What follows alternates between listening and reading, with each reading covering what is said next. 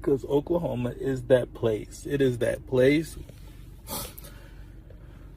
where black people see little justice in that place. What the? Well, first of all, he wasn't crying. So let's just start there. There was no tears. This guy had no tears. He was trying to conjure it up, but there's no tears at all. Pure, And secondly, good for Oklahoma. I know, right? They did not, they're just like, you know what?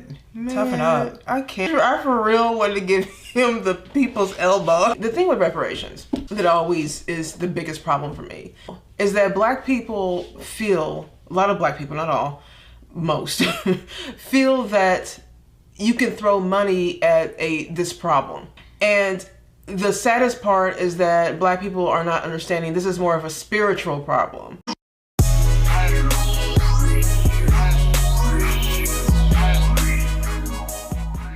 Hi everybody, welcome back to our channel. We had someone write us and say, please let me know that you guys have seen this guy crying about reparations. What a mess. Anyways, we're gonna look at this video of this guy doing this, and then the same person sent us a couple of other clips of things. So let's just get into this. But y'all, this reparation talk it's too much.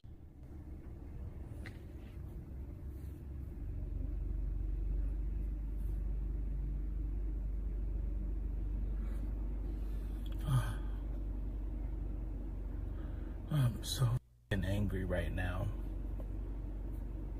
I hate doing camera shit. I can hate it, man.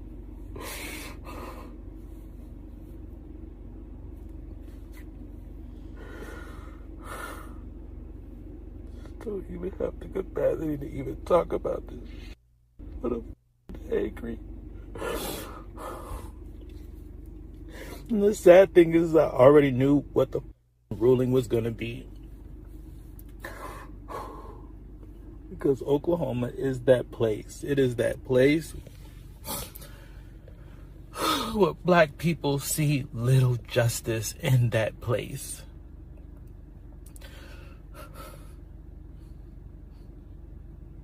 And I'm angry because I am a 1921 Tulsa race massacre descendant. I'm a descendant of a family that survived.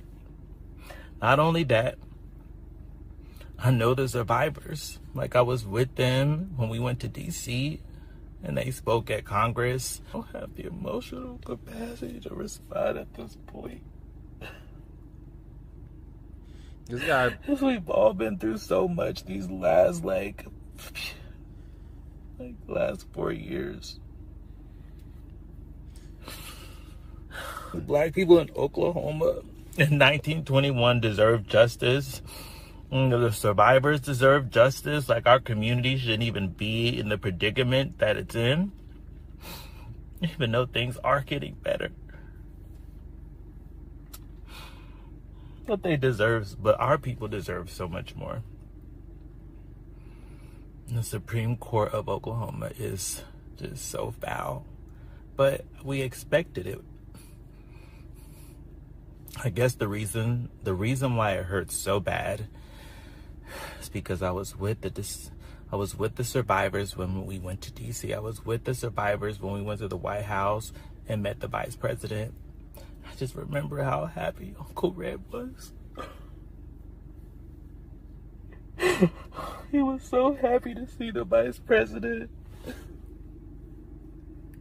And to him, she was more kind to him and gave him more grace and honor as a World War veteran than the state of Oklahoma has ever treated that man. And he didn't even get to live to hear no, you can't have any type of justice for what happened to your family in 1921.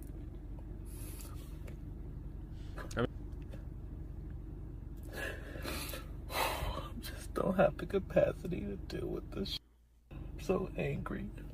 Really sad and shocking, even though I knew what it was gonna be, because we know Oklahoma.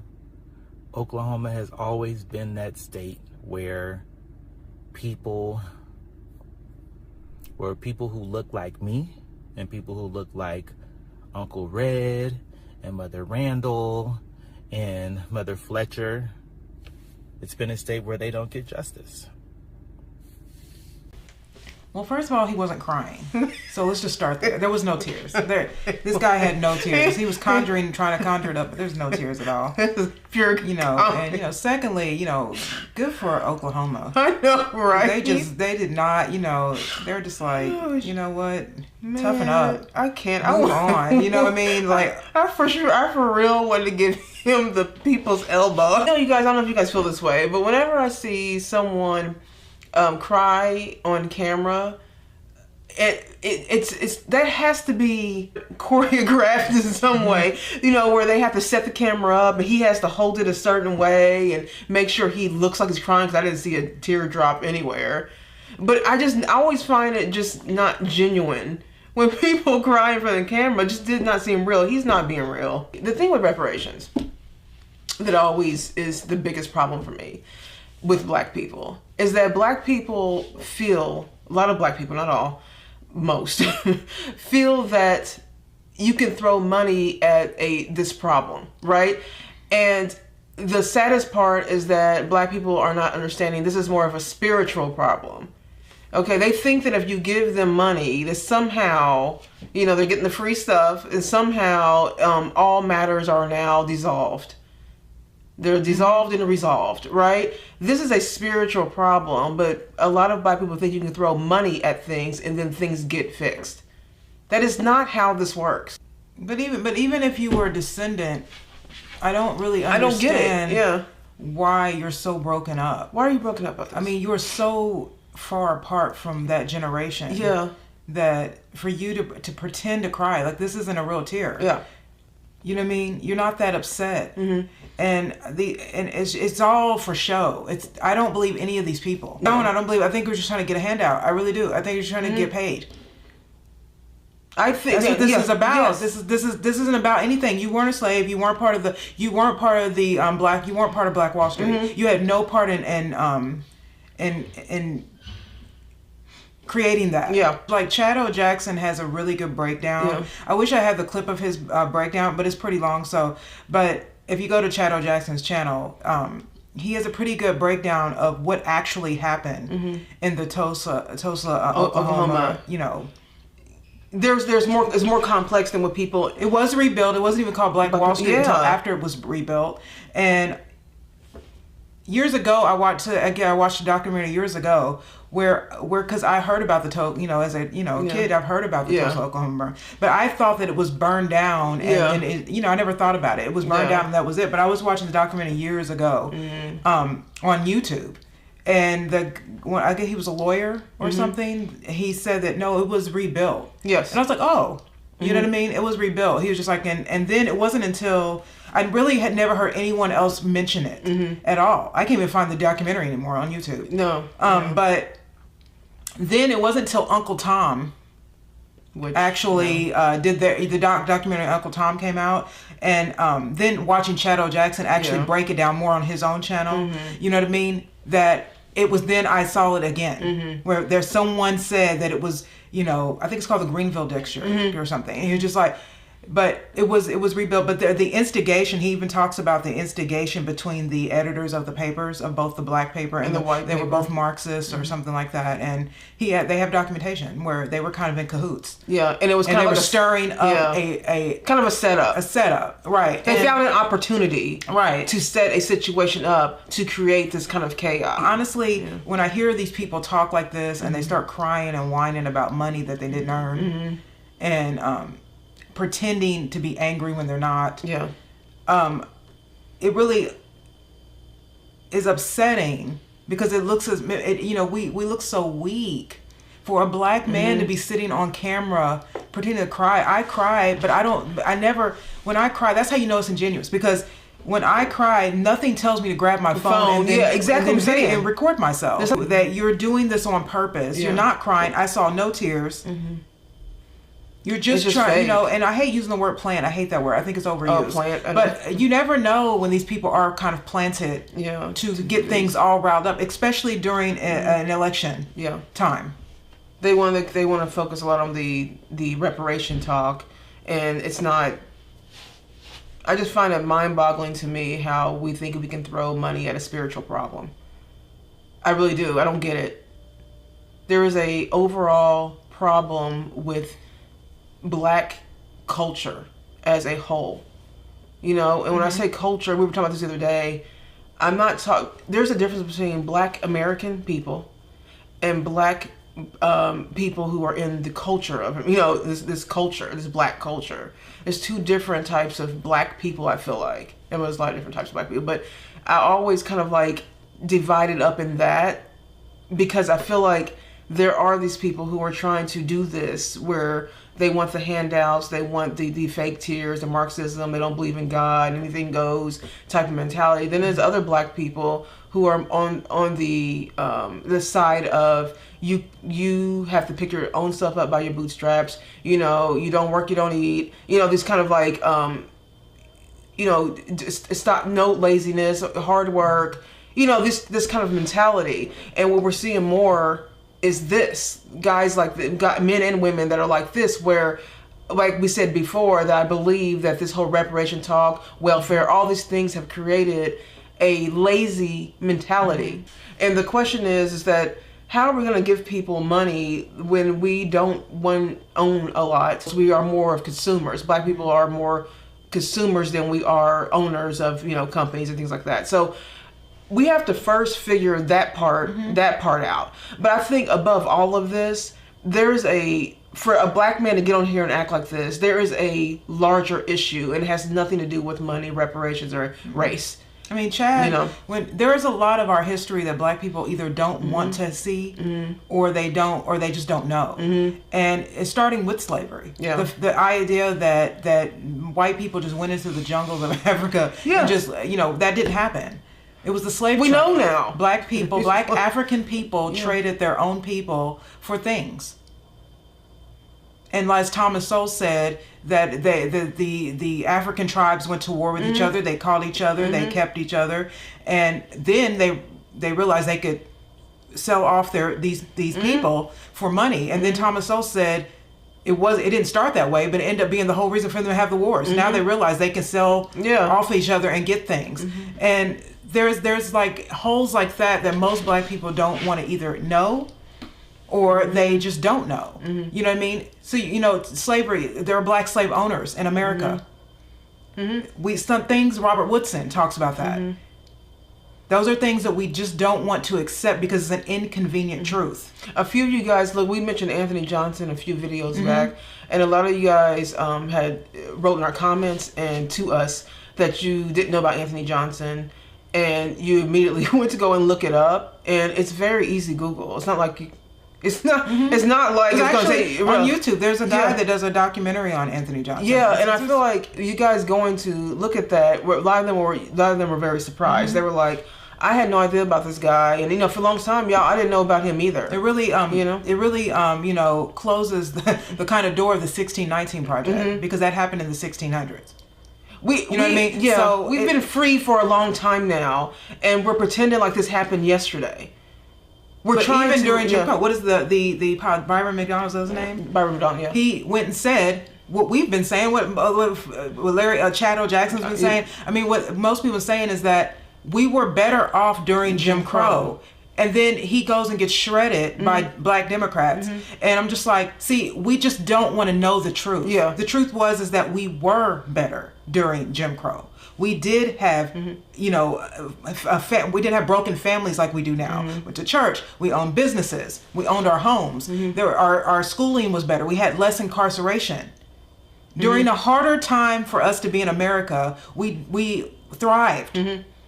Now when we don't have that, we are in jail all the time. You know, we want money. We want money. You know, they weren't asking for that then. You know what I mean? They were moving forward.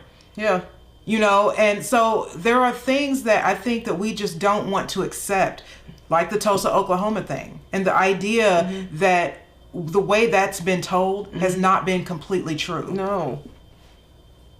And it's all of these things that, you know, Martin Luther King. We don't want to dive into Martin Luther King. Yeah, again, no one wants to, a lot of black people do not want to hear that.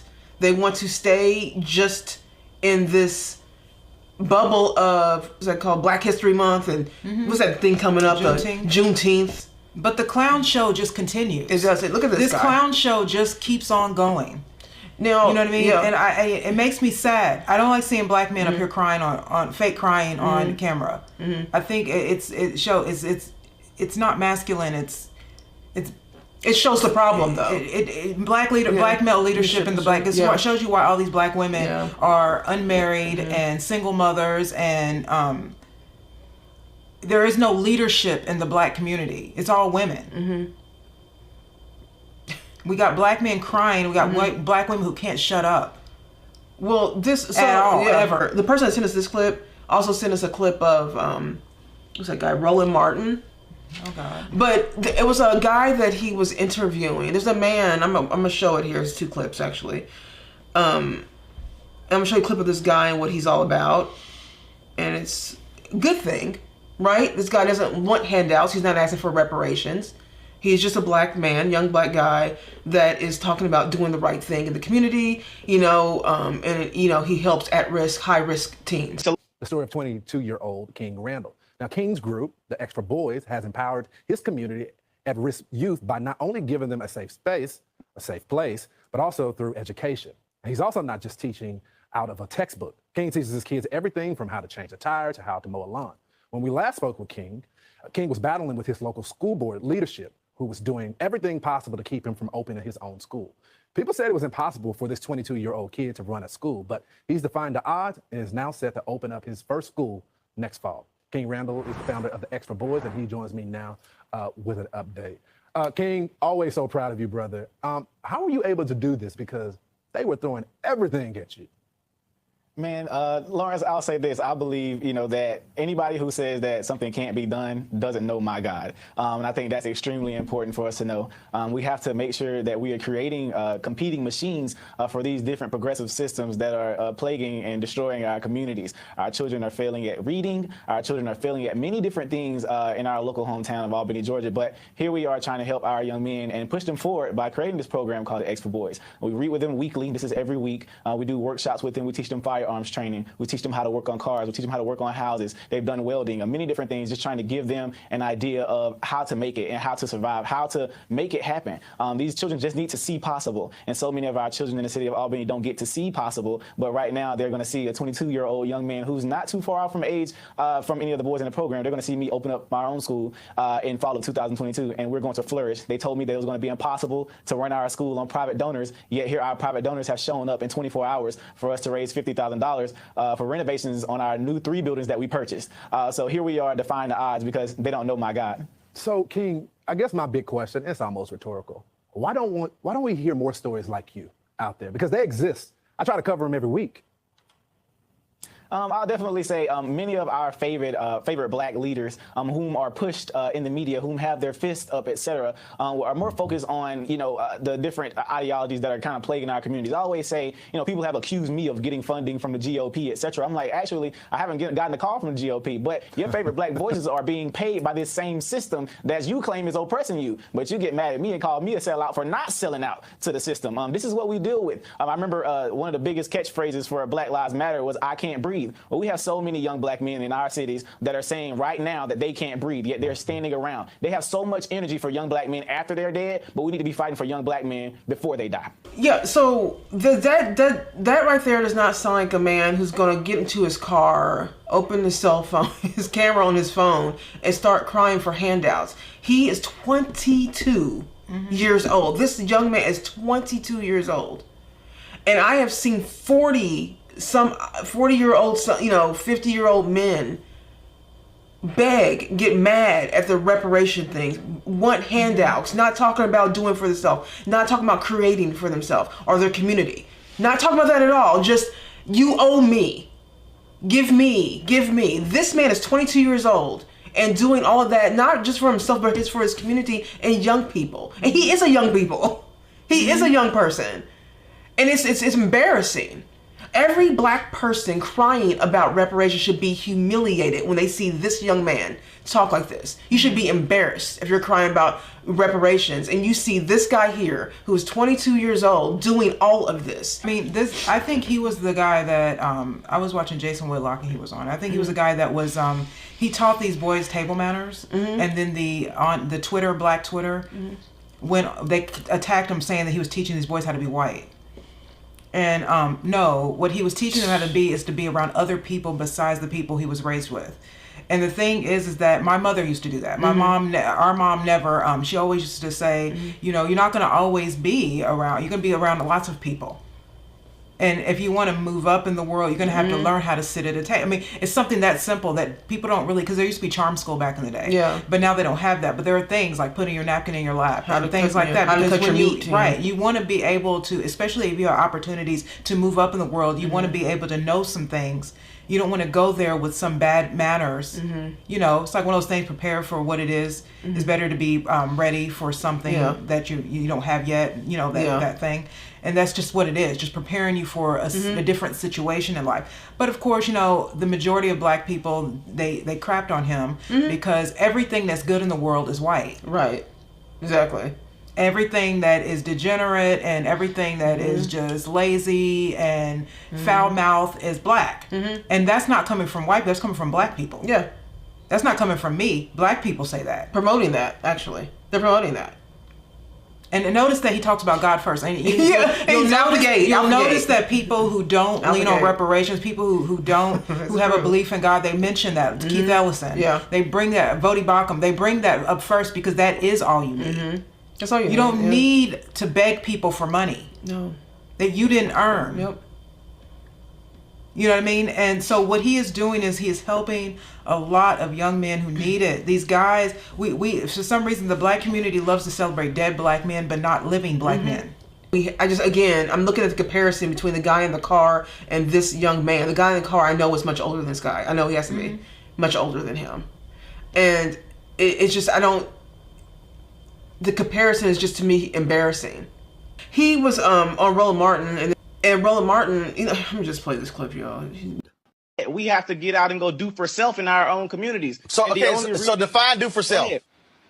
When I say do for self, you shared one of my tweets, my videos, and I was actually a big fan of yours, but you shared one of my tweets when I said black people need to stop begging the government and go and do for self out in our communities. You shared the video and called me an idiot. I didn't see anything idiotic about that statement at all. So when you say do for self, like what? Explain that.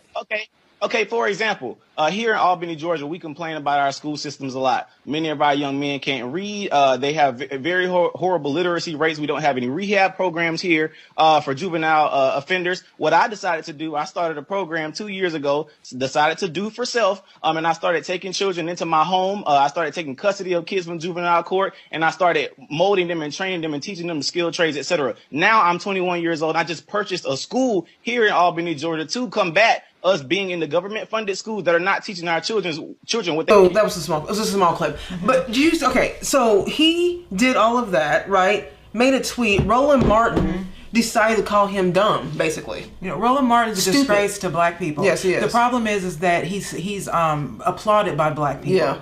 And that really goes to show you the mental mind of the majority of the black mind. That they would clap for, that they would give a clap. He's got millions of subscribers. They would give him a big clap because he likes to walk around and complain and call everybody white supremacists and make all black men and women feel like victims, because there's a lot of money to be made in black victimhood. And by that, I mean money to be made by black people. It's like when we had black slave owners and black African sellers were still doing it. People like him and people like Kamala Harris, which I'm, you know, her being black, I don't know. You know what I mean? But a lot of these black people, Joy Reid, they make money. Ibram X. Kendi, they all write books. Alice Walker, who's married to a white man. You know what I mean? They all write books. They all are getting successful black people off the grift of being black. And this is the problem, is that they don't want things to change. They see this young man doing something, and the reason why they're mad at him is because he's right. and he's actually doing something, and they can't really say anything to him about Well, that. also, I feel like the young man, what was his name? Sorry, King Randall. King Randall, yeah. So Randall. Okay. So he is also, the reason why they don't like what he's doing also is because he's showing that it's possible. Maybe not easy, but possible. Roland Martin hates that. The Roland Martins of the world hate that. It's not about the skin color. This is a spiritual problem. This is not, has nothing to do with skin color. There is a sad, like, air around the black community. And we're going to pay for this, by the way. Yeah, so this is what, that's another thing, is that this is demonic. Everything that black people are doing right now, all of this complaining and asking for money and calling everybody racist and smash and grabs and all these things that you see us doing, twerking to death, do all this stuff, this degenerate stuff in Hollywood and the music industry that we're all participating in. The complete grift of the black politicians, we're going to pay for that. Yeah. There is a debt to be paid. You cannot do this. It's wrong. You cannot do this and not think that you are not. And if they don't pay for it, our descendants will. Yeah. They're going to pay for this because you cannot do this. I mean, imagine being a Roland Martin and calling someone like that dumb or an idiot. I mean, Roland Martin is like nails on a chalkboard. I can never listen to that guy because it's like listening to a crazy woman who's lost her mind or something. He's loud, he's obnoxious, he doesn't listen to anybody, he talks over everybody, he's completely rude, always wrong. It's disgusting of a person, but yet he gets platformed and everyone listens to him and they, oh yeah, you're right, the white man does this and white man does. We are wasting time. The Roland Martin would probably praise the guy in the car crying, right? He would probably praise him, but then is going to go and say this to this young man. Imagine being a person that could do that. Think about what kind of person you would have to be to put down something so great. Roland Martin is a wealthy man. He could have gave that kid money. He could have gave him money. He could have invested in this kid's school for black youth, and he didn't do it. I bet he didn't do it. No, he didn't do that. I get really. But again, I think his wife's a minister. Like his life is all off anyway. Orders off. The order's off. But like you said, this guy mentioned God first. The guy crying in the car, no mention of God, just some money handouts. You can't throw money at a problem like this. We're so far gone. The community is so far gone that it's almost like you got to have a bunch of the King Randall guys. And that's hard. And it has to be men. It has to be men. And look, and I vehemently mean this. Like black men are going to have to be the King Randalls. See what I'm saying? Now, I'm not saying do exactly what King, I'm talking about just the idea of that type of leadership. Well, we're in the black community's in a red zone. Yeah. Oh yeah, again, I know there are people like Candace Owens that are pretty popular, but I really wish she were a man and not not a woman, because I think the problem is that so many black men are following women. Yeah. Look at the BLM; those are 3 black women, and all these black men are on the street, just following. I mean, remember Jesse Lee Peterson said that to that guy, that BLM guy. It's not natural. He was just like, "You're following 3 women. That's not natural, and it isn't natural. You're not supposed to be following women. You really just aren't. You know what I mean? And we need more black male leadership in the community. Yeah. The problem is we don't have that in the households. We need more of that. If we don't have that, and you have a single mother rate that's 74%, and some say it might be a little bit more now. You're not going to go unscathed with numbers like that. Yeah. That is going to ruin a lot of things. It's going to send you to jail. It's going to keep you poor. It's going to keep you a victim. Those numbers, a bunch of kids boys and girls being raised by a bunch of women. It's not good. Our incarceration with black men in prison is not helping. Yeah. The welfare state is not helping us. You know what I mean? Like things like that. All of these independent, powerful, bad bees, they're walking around acting like, them being successful is somehow helping us. It hasn't. No, because again, we are under this idea and facade that when you throw money at the problem, when you get the money, you get the things, that somehow problem's solved. And we got Ebony K. Williams. Yeah. Here she is having a baby by herself so because she's a voluntary single mother froze now. her eggs, so she's just having a baby by herself because she can't find a man. She's been a voluntary single parent. Are you serious? Tyra Banks did it. I think Naomi Campbell did it. It's just like, what are we doing here? Now we're just becoming single mothers. We're creating it now. And this is a mistake. This is a problem. This is not God's design. This is just a mistake. And again, we will pay for these decisions. But ever since the civil rights era, we have been on this like, I am a man with that stupid plait right there. Yeah, we get it. Yeah. But are you literally walking around saying that? Martin Luther King, why are we deified him? He's a man. He makes mistakes. Why is that wrong to say?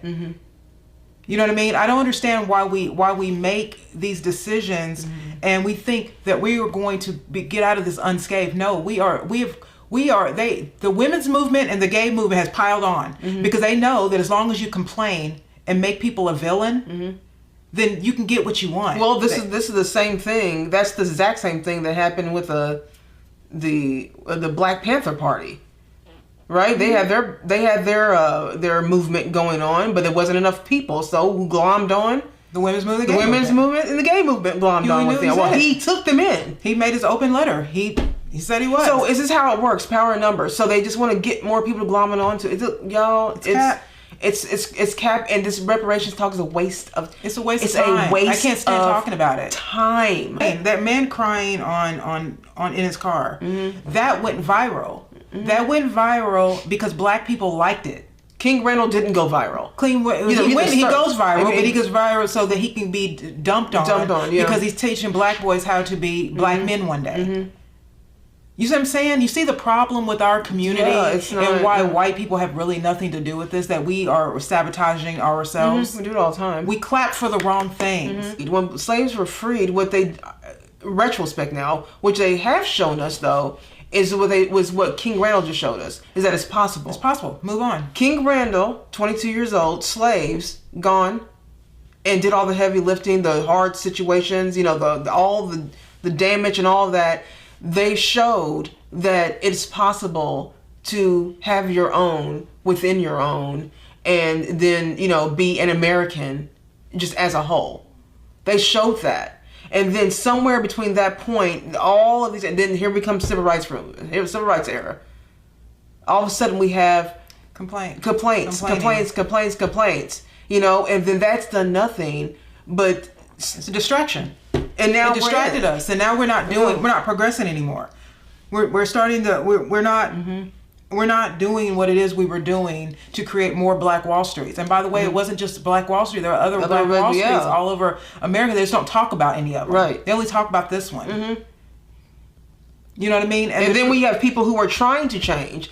You see people who are making a change. He's not trying anything. People who are making a change.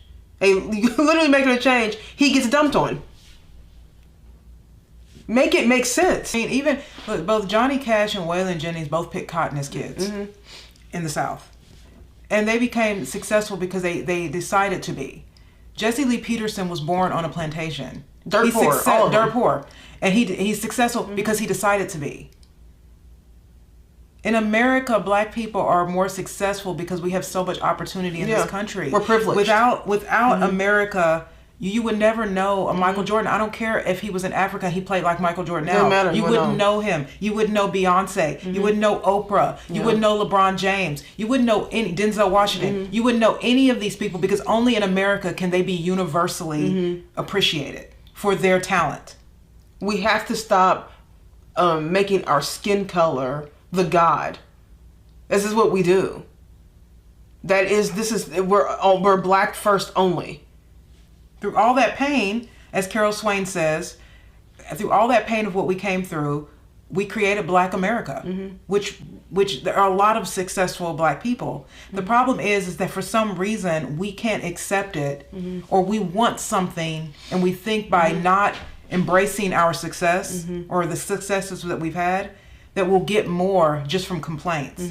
And I think it's very shady when I hear very wealthy Black people continuously talking about racism while they're sitting and probably being served by white servants.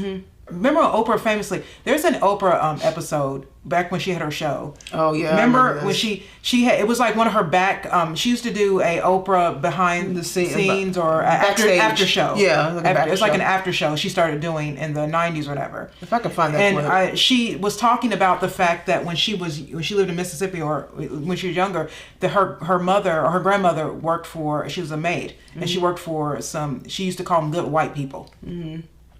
And then on her show, because Oprah was who she was, she's like, I wish my grandmother was here today so I could show her all the good white people that work for me. And I thought, wow, that's racist. Could you imagine white people saying something like that? Imagine. But when she said it, though, she said it almost like, and white people in the audience almost didn't clap. What if a white Sally Jesse Raphael, or let's think of another, Jenny Jones. Let's say Jenny Jones. Remember her? She's the talk shows. Or Ricky Lake. Right? Let's just say they said that in reverse. Look at all the good black people working for me. Mm-hmm. Imagine the uproar. Imagine the cancellations. Imagine the apology tour. Imagine. Oprah said that with full confidence because we are giving the pass. We're giving the pass as black people to be this way. And when you get that kind of pass, you have what we have now, racist black people. And it's true. It's pride and ego. We're openly racist, you know what I mean? now. And again, this is why I say we're gonna pay for this because what she did was pride and ego. It was. You know what I mean? That is just inappropriate. And I just think that if we don't get over ourselves, there really won't be a black community left. No. If we keep running to the abortion clinic and killing our babies in the womb like we keep doing. I don't know why we do that, by the way. Mm-hmm. I don't know why we complain about having black power and then we go and kill them in the womb. Yeah. You know how much black power is dead? Yeah. It never even made it to the world. Mm-hmm.